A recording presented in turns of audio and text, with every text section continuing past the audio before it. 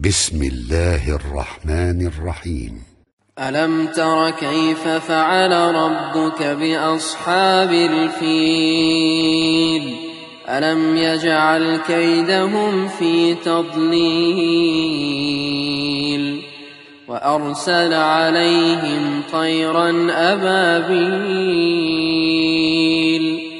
ترميهم بحجارة من سجيل فجعلهم كعصف مأكول.